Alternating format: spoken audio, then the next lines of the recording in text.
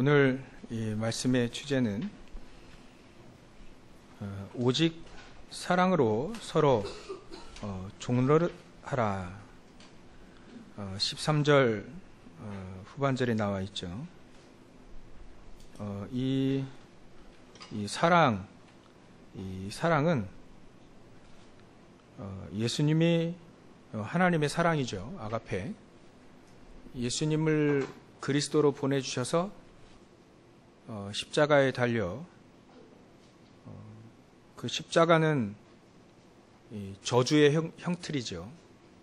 우리가 받아야 될 그 저주를 대신 하나님이 직접 성육신하여 오셔서 인간의 몸을 입고 인간을 구원하시기 위하여 십자가에 달려 죽으시고 부활하신, 어찌 보면 우리에게 모든 것을 주신, 아낌없이 주신 하나님의 사랑입니다. 이 사랑에는 여러 가지가 있을 수 있죠. 부모가 자식 간의 사랑이고 있고, 또 친구 간의 사랑도 있고요. 또 남녀 간의 사랑이 있고. 근데 이 사랑의 진짜 본 뜻, 주 원료는 하나님의 사랑입니다. 십자가의 사랑이죠. 그래서 그 십자가의 사랑을 알지 못하면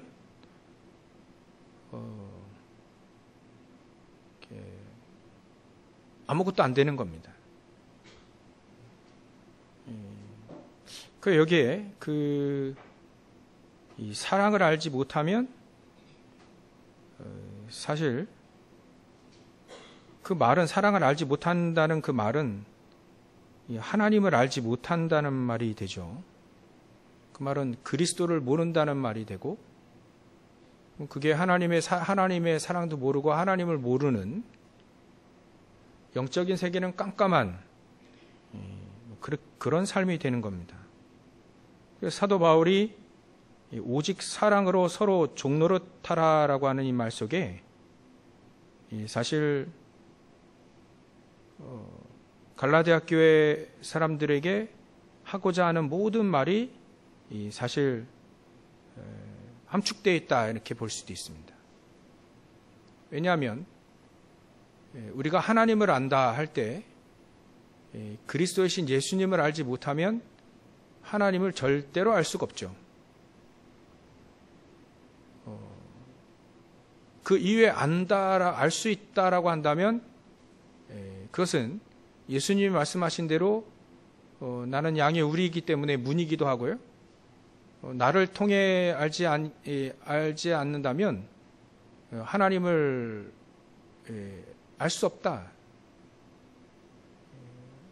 영접하는 자, 곧 그 이름을 믿는 자들에게는 하나님의 자녀가 되는 권세를 주셨는데, 그 권세를 주시기 위하여 나로 말미암지 않고는, 예수 그리스도를 알지 못하면 절대로 그 권세도 얻지 못하고 하나님을 알지 못한다는 거죠.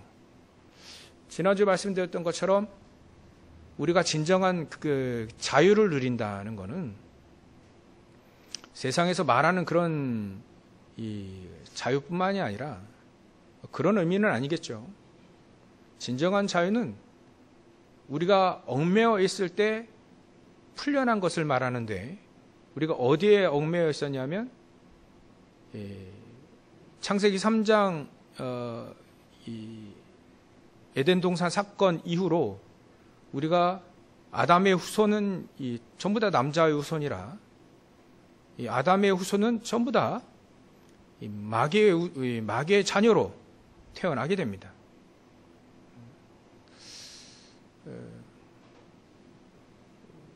기분 나빠도 사실입니다. 요한복음 8장 44절에 예수님이 얘기하셨기 때문에, 유대인들에게 얘기했어요. 이스라엘 민족, 하나님이 선택한 하나님의 백성들, 그 민족에게 복음을 알지 못하는 이 유대인들에게 얘기한 겁니다. 너희는 너희 아비 마귀에게서 났다. 그건 기분 나빠할 일이 아니라 제대로 알고 우리가 그 마귀의 손아귀에서 벗어나야겠다라고 하는 마음이 있어야 되겠죠. 그 의사 선생님이 이렇게 진찰해 보니까 이 사람이 암이 걸린 거예요. 그래서 그 환자에게 당신 이런 암이 걸렸으니까 치료합시다 할 때 기분 나빠하면 안 되죠. 빨리 말씀을 듣고 치유해야 되겠다 이런 생각이 들어야 제대로 된 거죠. 우리도 마찬가지입니다. 만약에 하나님을 알지 못한다. 그러면 우리 인생이 깜깜하게 되는 거예요. 어떻게 살아야 될지도 모르고 또 어떻게 살아왔는지도 모르고 어떻게 살고 있는지도 모르고 그냥 깜깜하게 이제 살 수밖에 없습니다. 그래서 이제 자기 신념 가지고 살 수밖에 없는 거죠. 그걸 창세기 3장의 문제, 나중심으로 사는 문제다 이렇게 표현을 했습니다. 그래서 우리는 그리스도를 알지 못하면 우리가 묶여있는 운명에서 벗어나지 못한다. 사단의 손아귀에서 벗어나지 못한다. 당연히 사단의 손아귀에서 벗어나지 못하니까 지옥 같은 삶, 지옥의 배경을 두고 살죠. 우리가 절대로 해결하지 못하는 원죄 문제, 하나님 떠난 문제, 우리가 죄 때문에 죄 쌌은 사망이라 해서 멸망할 수밖에 없는 그 죄 문제를 절대로 해결할 수 없기 때문에 죄의 사슬에 우리는 얽매여 있단 말이에요. 그럼 그 죄의 사슬에서 풀려야 되는데 풀리는 길이, 해방되는 길이 오직이죠. 오직 그리스도이신 예수님밖에 없다. 우리가 예수님을 믿는다 할 때는 완전히 해방, 그 세 가지 저주에서 우리가 해결할 수 없는 근본 문제인 세 가지 저주에서 완전히 벗어나는 것이다. 그리고 그 벗어난 삶을 살 수 있다는 거죠. 살고 있다는 거고 앞으로 살아갈 수 있다는 얘기입니다. 단순히 우리를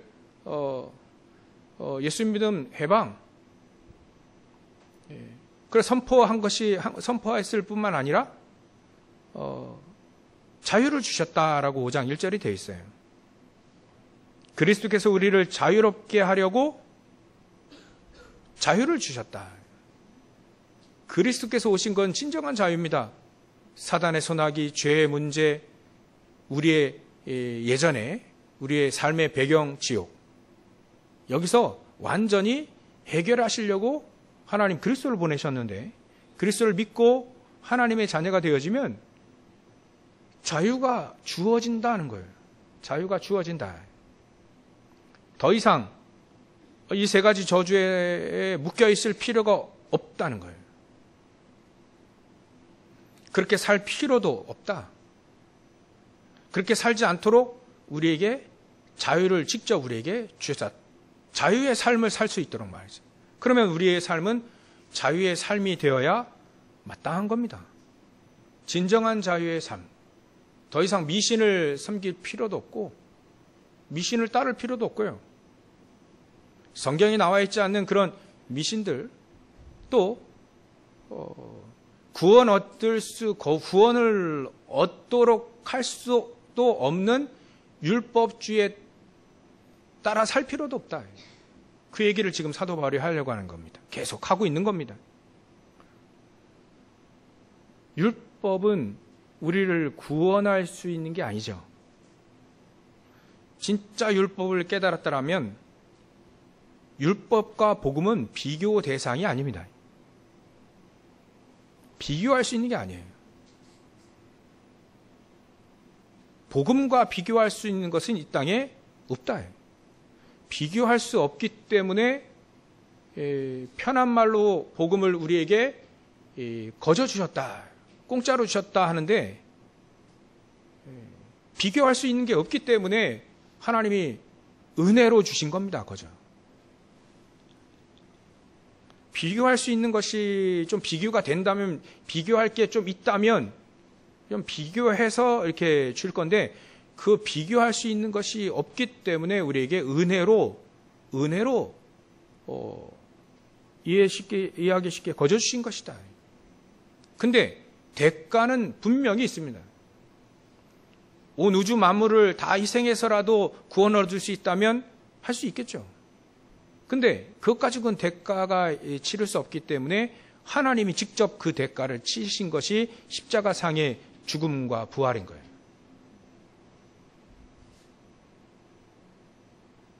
대가가 없는 게 아닙니다.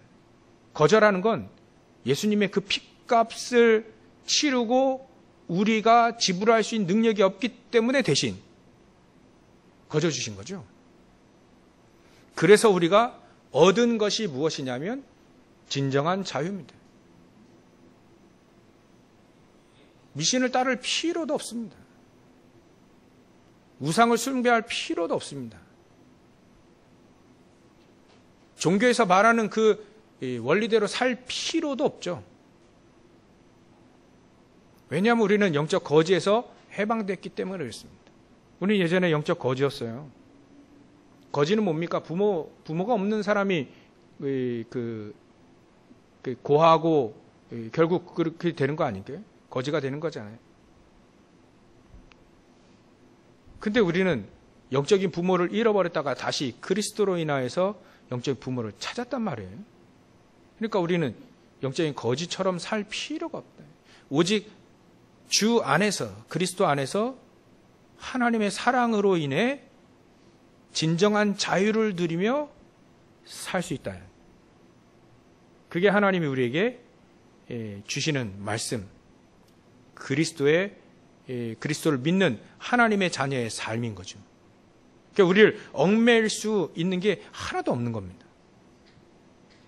그러니까 진정한 자유를 누리는 그 크리스찬들을 보고 사도 바울이 늘 경계하는 거짓 형제들이 이렇게 들어온 겁니다. 갈라디아에 거짓 형제들이 들어온 거예요. 그 자유를 엿보고 그 자유를 율법주의자들이 율법을 가지고 종을 딱 만들기 위해서 가만히 들어온 겁니다. 야, 너희들이 믿음으로 구원받는다 하는데 너희들의 행실이 그래 되겠냐? 그래, 율법을 지켜야만 구원이 완성되는 것이다. 막 이런 말로 은근히 그리스도의 자유, 그리스도로 인해서 자유를 누리고 있는 사람들을 율법을 딱 꿰가지고, 우리 낚시할 때 낚싯바늘 미끼에 딱 꿰가지고 물고기 건져내잖아요. 그렇듯 율법으로 딱 꿰가지고 이제 끌고 오도록. 왜냐하면 말은 맞습니다. 누가 행실이 완전한 사람이 어디 있습니까? 너 그렇게 살면 안 돼. 그 말 한마디로 율법을 온통 율법을 가지고 그 사람의 삶을 딱 꿰 수 있단 말이에요. 완전한 사람이 없기 때문에, 털어서 먼지 안 나는 사람이 어디 있습니까? 우리가 죄에서 해방되었습니다. 근데 우리는 역시 죄인이잖아요. 죄를 짓지 않습니까? 근데 하나님 그 죄를 돌아보지 아니하실, 그리스도로 인해서 예수 그리스도를 믿는 자들에게는 그 죄를 돌아보지 아니하실 뿐인 거예요. 그러나 우리는 죄인이고, 예수 믿는 또 하나님이 정하신 의인이라고 정하신 또 의인이고요. 이게 이해가 되어지는 것이, 자유를 누리는 사람은 이게 이해가 되어지는데, 율법주의자들이 말이죠, 자유를 모르니까 자꾸 그 자유를 엿보고 자기와 같이 율법에 얽매인 자로 끌어들이기 위하여 자꾸 교회에 들어오는 거예요. 그 자유를 엿보고 말이죠. 원래 그 본류가 사단에게서 옵니다. 사단은요, 진정한 자유를 누리는 하나님의 자녀 두고 못 보거든요. 하나님의 사랑을 누리는 건 두고 못 봅니다. 불신자들은 절대로 그리스도 알지 못하도록 합니다. 어떻게 하면 하나님의 그리스도를 주신 그 그리스도의 은혜를 깨닫지 못하게 하고, 깨달았다 하면 진정한 자유를 누리지 못하도록 하는 게 이 사단이 하는 일입니다. 그러니까 또다시 사단은 율법주의자를 끌어들여서 우리 하나님의 백성, 진정한 자유를 누리는 하나님의 백성들을 율법으로 꿰가지고 좋은 미끼가 있습니다. 양심이라고 하는 좋은 미끼를 두고, 좋은 겁니다, 양심은. 근데 그 양심이란 미끼를 딱 꿰가지고 율법으로 딱 걸어. 그럼 다 걸리거든요. 다 걸리게 되어 있습니다. 우리는 완전한 삶이 없기 때문에. 그래서 하나님은요, 로마 교회도 이미 얘기한 게, 누구든지 그리스도 예수 안에 있는 자는 결코 정죄함이 없도록 하셨습니다. 생명의 성령의 법으로 이미 법정에서 딱딱 두들겼어요. 아무리 죄가 많아도요, 그리스도 예수를 믿지 않는 자에게는 정죄할 죄가 없게 만들었어요. 행위가 완전하지 않는다 할지라도 하나님의 자녀는 변치 않습니다. 그렇다고 해서 법 없는 자들처럼 막 살라는 얘기도 아니죠. 자유를 모르면 막 얘기합니다. 막 삽니다. 근데 우리가 막 살진 않죠. 양심대로 삽니까? 그건 기본이지요. 무엇 가지고 삽니까, 우린? 그리스도의 사랑 가지고 사는 겁니다. 그래서 우리의 영원한 결론이 그거예요. 갈라디아서 2장 20절, 이미 사도 바울이 갈라디아께 얘기한 게, 그런즉 이제 내가 사는 것이 아니다. 왜? 내가 그리스도와 함께 십자가에 못 박혔나니, 그런즉 이제는 내가 사는 것이 아니요 오직 내 안에 그리스도께서 사시는 것이다. 우리가 뭘 가지고 삽니까? 양심 가지고 살아야죠. 근데 중심은, 그건 기본이죠. 양심은. 세상의 법, 그건 기본이죠. 율법, 기본이죠. 우리는 내 안에 그리스도께서 사시는 거기 때문에, 그분이 나를 위해 자기 자신을, 자기 육체 가운데, 우리가 이 육신을 갖고 이렇게 사는 것도 나를 위하여, 나를 사랑하사 나를 위하여 자기 육신을 버리신 그 그리스도를 믿는 그 믿음 안에서 사는 겁니다. 우리의 삶이 양심적으로 사는 게 맞습니다. 그건 당연히 기본이죠. 그러나 우리는 가장 중심적으로 내가 무엇 가지고 사느냐면 그리스도를 믿는 믿음 가지고 사는 겁니다. 그래야만 진정한 자유가 우리에게 누려지게 되는 거예요. 그렇지 않으면 또다시 또 다른 미끼를 가지고 합니다. 사단은요, 아주 교묘하거든요.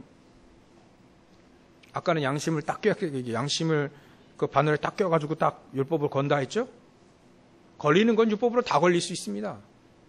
또 어떤 사람은요, 박애주의 좋은 겁니다. 근데 그거 가지고 딱 미끼 닦아가지고 딱 걸어요. 걸어놓으면 박애주의를 좋아하는 사람은 그게 딱 걸려서 박애주의를 평생 삽니다. 박애주의는 좋은 겁니다.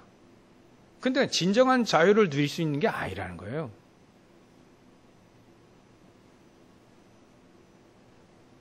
또 막 열심주의, 막 이거 가지고 사단은 또 열심주의, 그걸 미끼에 딱 이제 바늘에 딱 껴가지고 딱 던집니다. 근데 던지면 열심히 있는 사람들은, 뭔가 열심히 하는 사람들은 또 그거 딱 집어먹고 또 이제 율법에 또 끌려다니는 거예요.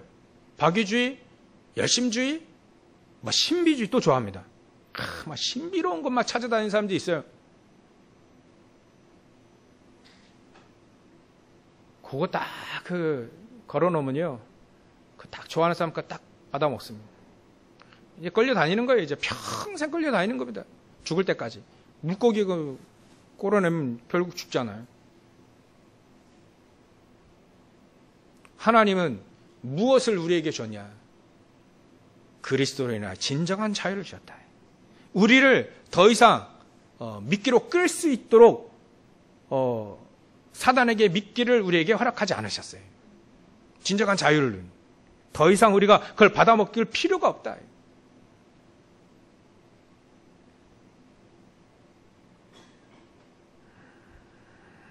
그래서 우리는 진정한 자유를 우리에게 자유를 주셨기 때문에 자유를 누리는 삶이기 때문에 그러므로 굳건하게 서서 더 이상 우리를 끌 수 있는 미끼가 우리에게 없어졌기 때문에 말이죠. 굳건하게 설 수 있게 되어진 거예요. 걷던 방해물도 사실은 없게 만든 거죠. 우리의 배경은 그리스도, 우리의 배경은 하나님의 나라, 우리의 배경은 보좌의 축복, 성삼위 하나님께서 우리의 배경이 되기 때문에 다시는 종의 멍에를 맬 필요가 없게 만드셨다. 그 얘기를 자꾸 하는 겁니다. 왜냐하면 자꾸 율법에 꿰거든요. 또 그렇게 꿰는 그 거짓, 그 형제들이 또 들어오거든요. 더 이상 거기에 속지 말아라. 그래서 우리는 진정한 그 오직의 사랑을 가지고 우리는 살 수 있게 되어진다. 그리스도를 믿는 믿음, 그 안에는 하나님의 사랑이 있잖아요. 생각해 보니까요, 믿음이 없이는 하나님 기쁘시게 하지 못한다 했죠. 믿음이 없어 우리도 기쁘지 않아요. 믿음을 빼놓고는 성경에서 얘기할 게 하나도 없더라고요. 그러니까 성경에는 믿음, 그리스도를 믿는 믿음, 하나님 믿는 믿음, 그게 있어야 성경의 이야기가 스토리가 돼야지. 이게 얘기가 되어지고 역사들은 그래요. 믿음의 역사가 일어나잖아요. 근데 믿음이 없으면요, 볼 게 없어요. 말할 것도 없어요. 성경은. 근데 소망이 없으면요, 이 소망이 없기 때문에 힘이 없어요, 힘.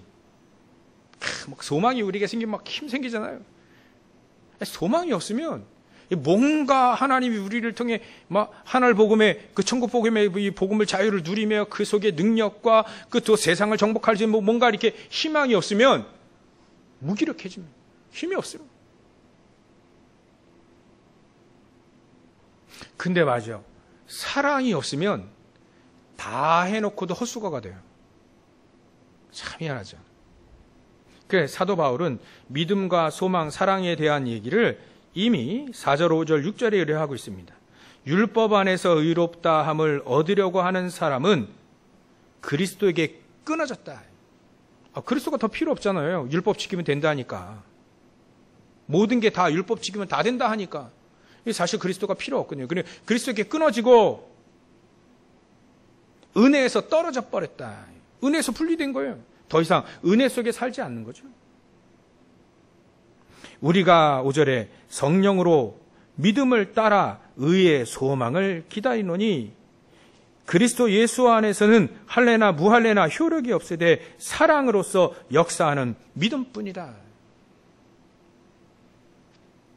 그 진정한 하나님은 우리에게 믿음, 소망, 사랑의 그 역사를 십자가에서 다 이뤄버리신 겁니다. 진정한 자유를 누린 사람들에게는 이 믿음, 소망, 사랑, 이 축복을 우리가 누릴 수 있게 되어지는 거죠. 그렇다면 얘기가 되어집니다. 이것이 믿어지게 되어진다면 우리는 하나님의 사랑을 가지고 서로 종로를 탈 수 있다는 거예요. 서로 섬길 수 있다는 거죠. 예수님도 이렇게 얘기하신 것처럼 마가복음 10장 45절에 이미 얘기하신 것처럼 너희가 내가 인자가 섬김을 받으려 온 것이 아니라 도리어 섬기려 하고 많은 사람들에게 대성물로 이 땅에 오셨다는 거예요. 그렇다면 우리도 예수님처럼 섬길 수 있다는 거예요. 어떻게 하면요? 진정한 사랑을 알게 되어지면 오직 그 사랑으로 종로로 서로 종로를 탈 수 있다. 서로 섬길 수 있다는 것이 되는 겁니다. 하나님의 사랑, 그리스도의 사랑을 알지 못하면 우리는 섬긴다는 말을 이해하지 못할 겁니다. 왜냐하면 예수님이 얘기하셨기 때문에 서로 발을 씻기며 서로 섬기라는 말이 세족시 그 얘기잖아요. 근데 예수님의 사랑을 알지 못하면 단순히 세족식 한다고 해서 섬기는 건 아니거든요. 예수님의 사랑을 진짜 안다고 한다면 달라지는 겁니다.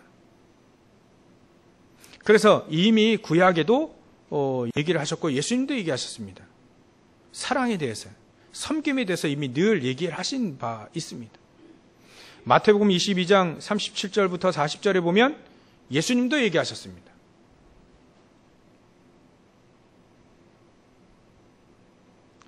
그 율법사가 말이죠. 율법주의 율법사가 질문한 거예요. 율법의 제일 큰 계명이 뭡니까? 시험하려고 말했어요. 그때 예수님이 얘기하신 내용이 그 얘기입니다. 첫째 되는 계명은 신명기 6장에 대한 그 얘기를 하신 거죠. 힘을 다하고 뜻을 다하고 모든 걸 다해서 하나님을 섬겨라. 하나님을 사랑해라. 그리고 그와 같은 둘째 계명은 내 이웃을 네 몸처럼 사랑해라. 레위기 19장 18절에 나온 이 말씀을 인용하신 겁니다. 하나님 사랑하는 거 우리가 알죠. 근데 이웃을 내 몸처럼 사랑하라. 이것이 선지자들과 율법의 강령이다.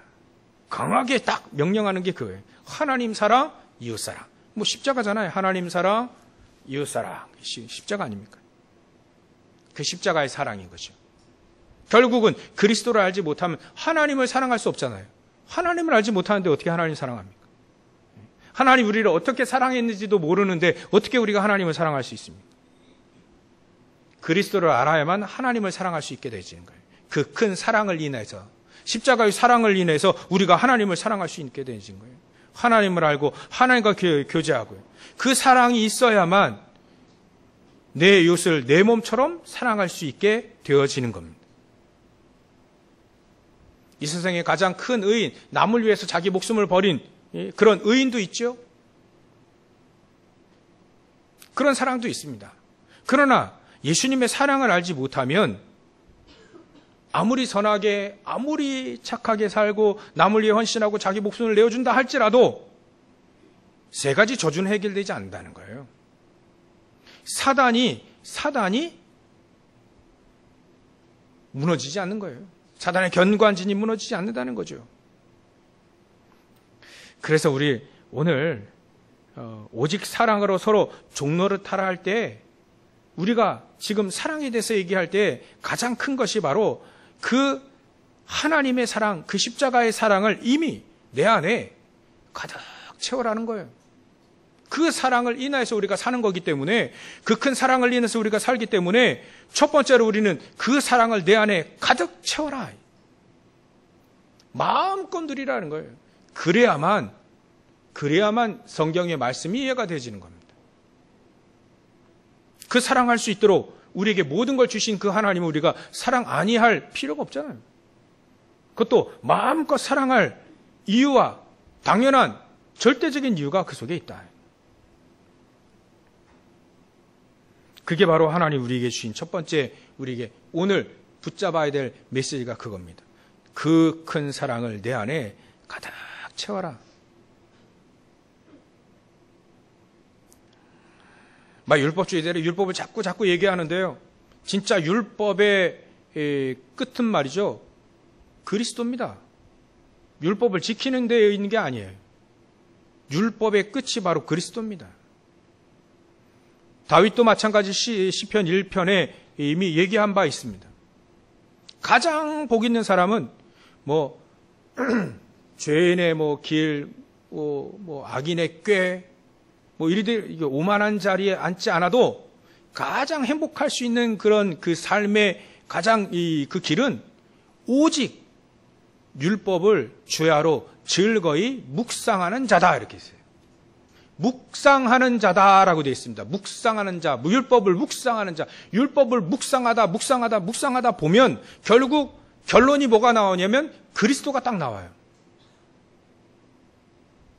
율법을 계속 묵상하다 보면 내가 어떻게 지킬까? 잘 지켰냐? 거기에 있지 않아요. 계속 묵상하다 보면 결국 그리스도가 답이 딱 나오는 겁니다.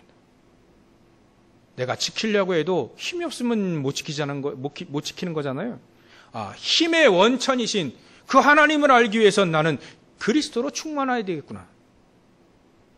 죄악을 이길 수 있으면 힘이 있어야 되는데 말이죠. 우리가 어떻게 사단을 이기고 우리가 어떻게 죄악을 이기겠습니까? 어떻게 지역 배경을 바꿀 수 있겠습니까? 율법을 자꾸 묵상하다 보면 결국 그리스도로 딱 결론이 나옵니다. 그러니까 사도 바울, 다윗도 마찬가지예요. 다윗이 복음을 아는 사람이잖아요. 그러니까 그렇게 얘기할 수 있게 되는 거예요. 그렇게 고백할 수 있게 되는 거예요.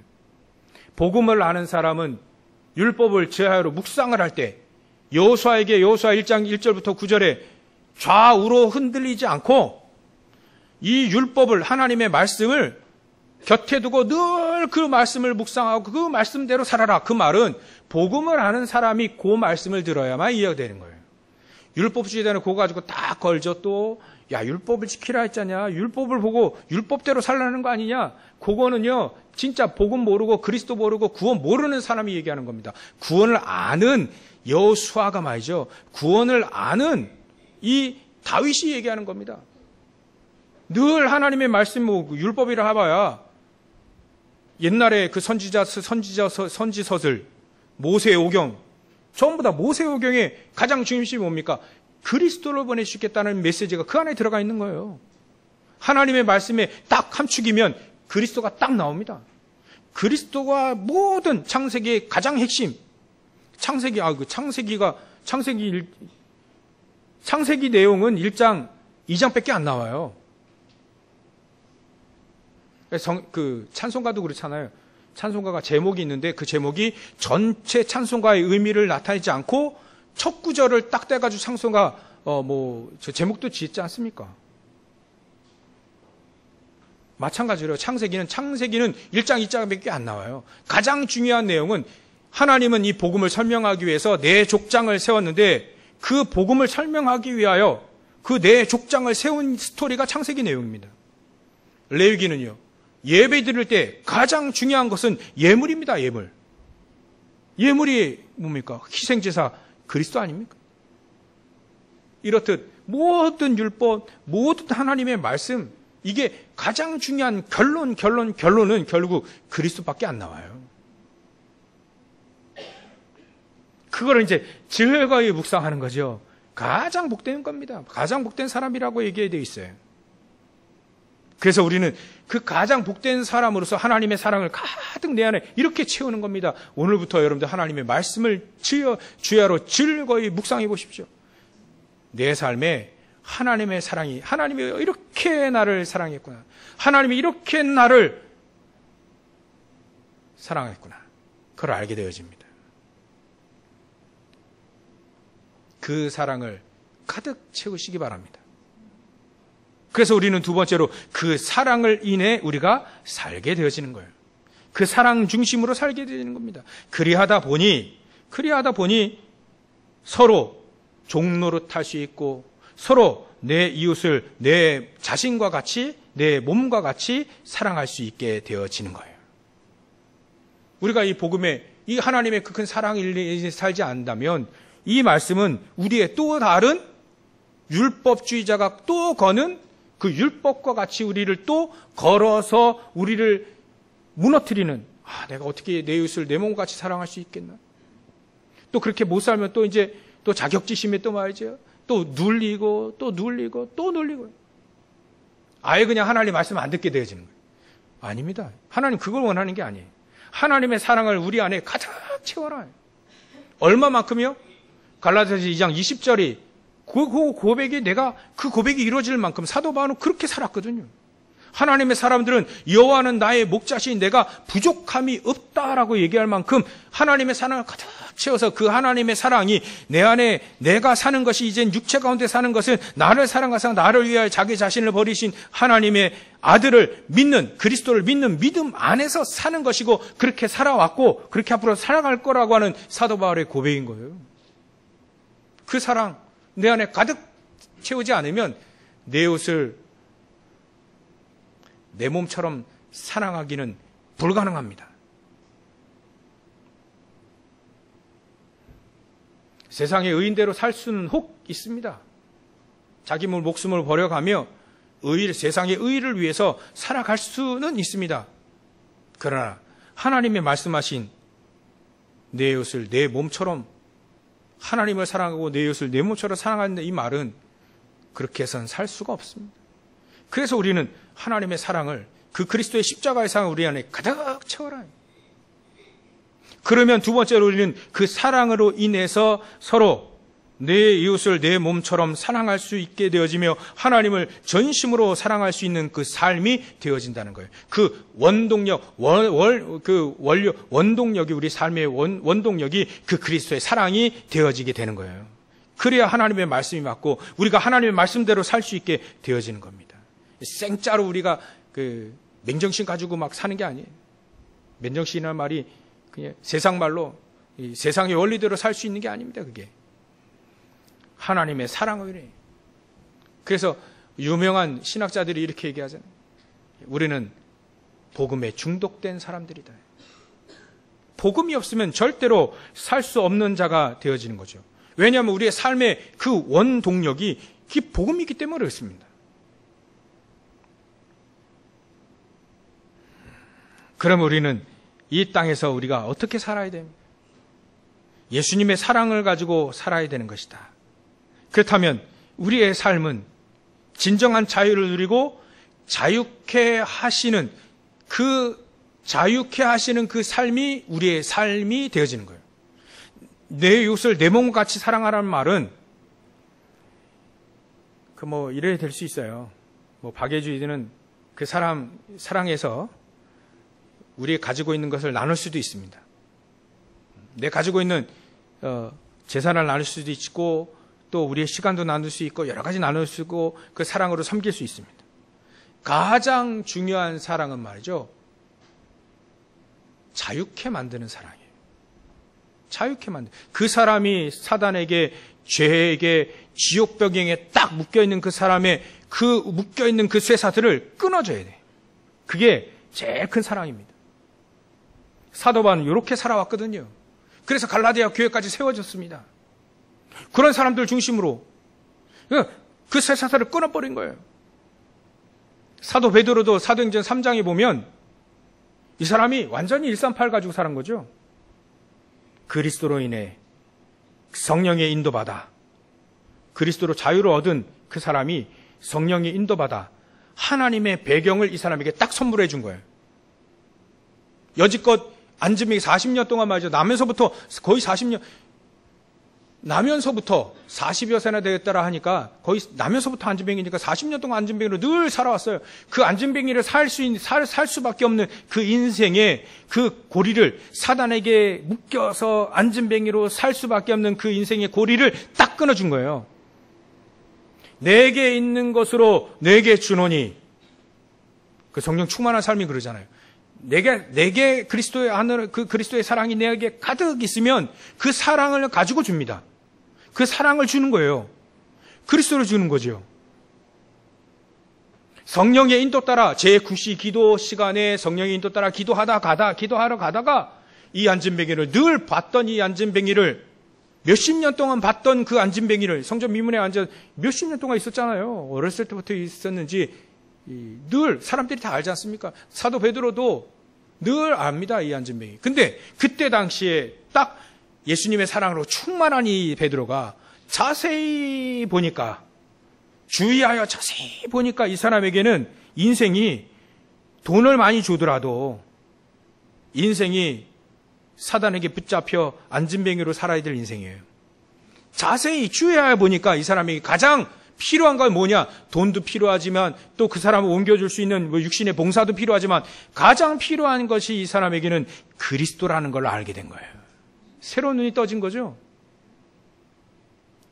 그 성령의 역사가 그때 일어나지 않습니까? 오른손을, 그 안진뱅이의 오른손을 잡아 일으키니 그 사람의 발과 발목에 힘이 생긴 거예요. 하나님의 성령의 역사가 그때 일어난 겁니다. 뭐 할 때요? 그리스도의 사랑이 풍족해서 그 사랑이 그리스도로 전달되어질 때 하나님의 역사는 그때 일어나는 겁니다. 그게 진정한 자유를 누리는 삶이요. 진정한 자유케 하는, 그 사람을 자유케 만드는 하나님의 나라의 배경으로 바뀌어지는, 운명에서 바꿔주는 그 삶이 우리에게 진정한 그 사랑을 전달하는 삶이 되어지는 거죠. 그래서 우리는 자유케 하는 삶이, 자유한 삶이, 자유케 하는 삶이 진정한 하나님의 사랑을 누리는 삶인 거죠. 그러면 이거는 요한복음 8장 30절, 31절, 32절에 예수님 말씀하신 것처럼 진리를 알지니 진리가 너희를 자유케 하리라. 내 말을 듣고 말이죠.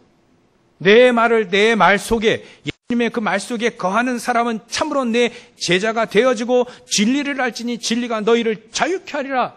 요 말씀이 그대로 이루어지는 그 현장이 바로 이런 현장이란 말이에요. 그러면 율법을 지켜야 된다, 지켜라 말하라, 그 말은요, 진짜 저 초등학문, 율법은 초등학문이라는 말이지. 하나님께로 인도하는 초등학문 같이, 유치원 선생님 같이 말이지. 이제는 율법을 초월하게 되어지는 삶. 진정한 율법의 의미를 아는 삶. 그 율법은요, 진짜 알면, 그리스도의 당연성, 필연성, 절대성을 알려주는 것이, 이 율법이구나. 율법이 복음 아니면 절대 안 된다고 그걸 알려주는 게 율법이거든요. 그러니까 율법을 초월하는 삶이 되어지는 겁니다. 사도 바울이 이렇게 얘기합니다. 너희들이 성령을 받을 때 율법을 지켜서 성령의 충만함을 받았냐? 아니면 그리스도를 믿고 그 자유함 안에서 성령의 충만함을 받았냐? 질문하잖아요, 사도 바울이. 안진뱅이가 율법을 지켜가지고 사도 베드로가 율법을 지켜서 안진뱅이를 익혔냐? 아니면 성령의 능력으로 그리스도의 이름 가지고 안진뱅이가 일으켜졌냐? 그 말과 똑같은 겁니다. 율법을 초월하는 삶, 진정한 그리스도의 사랑을 누리는 삶이 사라지게 되어진다는 거죠. 이렇게 사시면 되겠습니다. 그러면 서로 종노릇하라는 말은 금방 이해가 되는 거죠.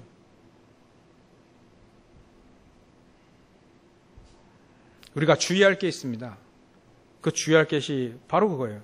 이렇게 살지 않는다면 어떻게 살게 되느냐. 15절에 서로 만일 물고 먹으면 피차 멸망할까 조심해라. 요 그리스도의 사랑이 아니면 그 진정한 자유를 누리고 자유케 하는 그 사랑의 삶이 아니면 서로 어찌할 수 없이 자기의 힘이 없기 때문에 서로 물고 물어뜯고 막 서로 막 네가 오니 내가 오르니 서로 막 분쟁하고 싸우고 그것밖에 없다는 거예요. 그래서 서로 멸망할 길밖에 없다는 거예요. 그래서 우리는 결론을 이렇게 맺어야 되겠습니다. 우리가 주의할 것이 이렇게 있어요. 어떻게 하면 우리는 그리스도를 누릴까? 어떻게 하면 그 그리스도 안에 사랑을 풍성하게 누릴까? 그것을 항상 우리는 고민하고 또 그걸 붙잡고 24해야 됩니다. 우리가 한평생 100년도 못 사는데 말이죠. 100년 조금 넘어 이렇게 사는 사람도 있지만 우리가 평생 그리스도 중심으로 살다가 남을 자유케 하는 그런 삶을 살다가 가야 이게 진정한 삶인 것이지 서로 물고 뜯는 늘 그런 싸움. 우리가 인생도 유한한데 말이죠. 어떤 집에 보면 그렇대요. 막 서로 막 어떻게 하면 싸울까 말을 고민하는 사람들 같아. 우리 인생도 있고 남의 인생도 있고 말이죠. 같은 가족도 다 생각도 다른데 어떻게 그게 맞겠습니까? 아침마당에 나오면 서로 자기만 맞대. 부인은 나랑 틀려. 그러니까 내 말을 따라야 되는데 안 따른다는 거예요. 또 남편도 내 말을 따라서 살아야 돼. 그러니까 안 맞지. 그러니까 싸울 수밖에 없어요. 그래서 하나님이 사랑을 우리에게 대가 없이 그리스도의 피값으로 우리 사랑을 보여주셨구나. 그거를 대신 따르라고 말이지. 우리는 사단에게 속아서 이렇게 살 필요가 없다라는 것을 못 박아야 됩니다. 더 이상 우리는 이렇게 피차 멸망하는 길을 가지 말아야 될 것이다. 이것이 우리 인생의 결론으로 못을 박아야 됩니다. 내 인생은 어찌간지 그리스도의 사랑이 전달되어서 거기에 진정한 자유를 누리게 할 수 있는 그 삶이 우리에게는 이루어져야 될 것이다. 그 삶이 우리의 삶이라는 것이 우리의 진짜 내 삶이고 하나님이 원하시는 그 삶이 되어야 되는 못을 박아야 됩니다. 그래야만 예수님 말씀대로 살리는 삶을 살게 되어지는 거예요.